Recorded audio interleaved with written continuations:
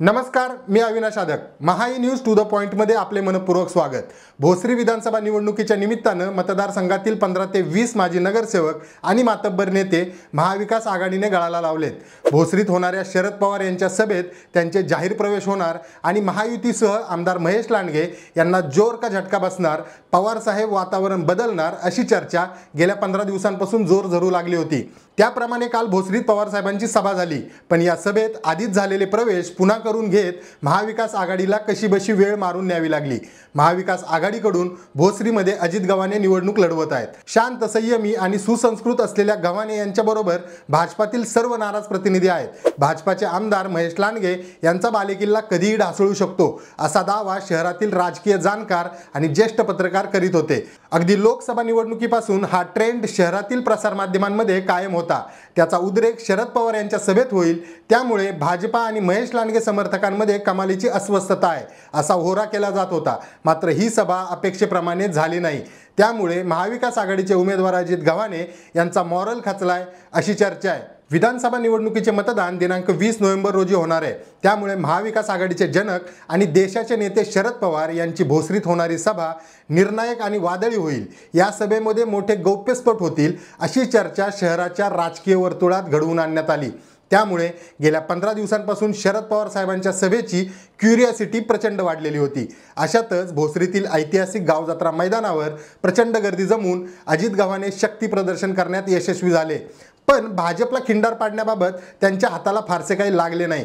प्रवेश करणाऱ्यांच्या यादीमध्ये माजी महापौर नितीन काळजे, स्थायी समितीच्या माजी सभापती सीमा सावळे, स्थायी समितीचे माजी सभापती संतोष लोंढे, माजी नगरसेवक सुरेश म्हेत्रे, शहर सुधारणा समितीचे माजी सभापती सागर गवळी यांच्यासह 10 ते 15 जणांची यादी आहे अशी हवा होती. मात्र प्रत्यक्षात माजी नगरसेवक लक्ष्मण सस्ते, बाळासाहेब गव्हाणे यांचा प्रवेश झाला.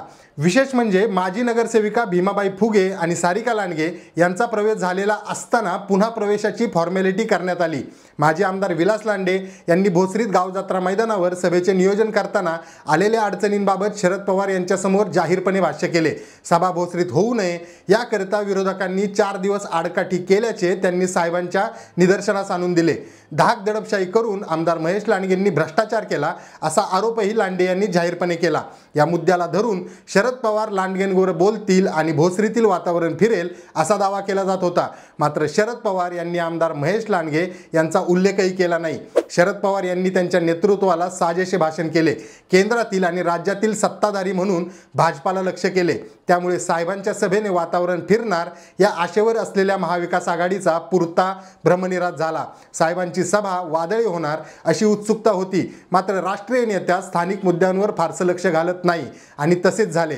मावळात सुनील शेळके यांच्यावर ज्याप्रमाणे शरद पवार यांनी खडेबोल सुनावले तसेच भोसरीत होईल असा दावा केला जात होता. मात्र तसे झाले नाही. या सभेमध्ये काँग्रेसचे शहराध्यक्ष डॉक्टर कैलास कदम भाषणाला उभे राहिले असता त्यांना थांबवण्यात आले. त्यामुळे काँग्रेसच्या कार्यकर्त्यांमध्ये चर्चा सुरू झाली. दुसरीकडे शिवसेना ठाकरे गटाचे जिल्हा संपर्क प्रमुख सचिन आहिर यांनी शहरातील 3 पैकी 1 तरी जागा आम्हाला मिळेल अशी अपेक्षा होती, मात्र मिळाली नाही.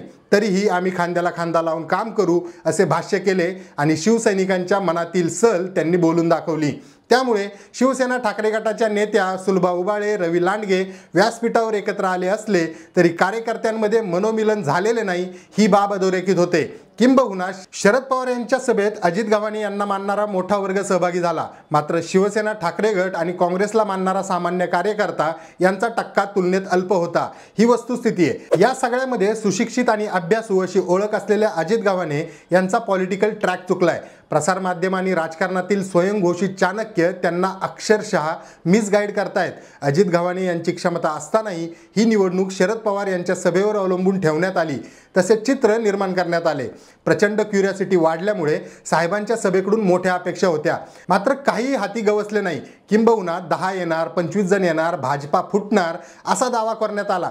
प्रत्यक्षात गव्हाणे यांच्यासोबत जे गेले 1-2 अपवाद वगळता त्यांचा प्रभाव नाही. दुसरीकडे संतपीठ, अर्बन स्ट्रीट आणि आंध्रा भामा आस्केड अशा मुद्द्यांवर गव्हाणे यांनी आरोप करण्याचे नियोजन करण्यात आले. मात्र प्रत्यक्षात गव्हाणे यांना एकही आरोप सिद्ध करता आलेला नाही. एखादा कागद घेऊन बोलताही आलेला नाही. मतदानाला आता अवघे 5 दिवस राहिलेत. संतपीठावरून चिखलीमध्ये टाळकरी आणि वारकऱ्यांमध्ये मोठी नाराजी आहे. आमदार महेश लांडगे यांनी दिघीच्या सभेत सैनिक भवन आणि चरोलीत संतसृष्टीवरून माजी आमदार विलास लांडे आणि अजित गव्हाणे यांना टार्गेट केले होते. त्याला अजित गव्हाणे यांना अद्याप समर्पक प्रत्युत्तर देता आलेले नाही.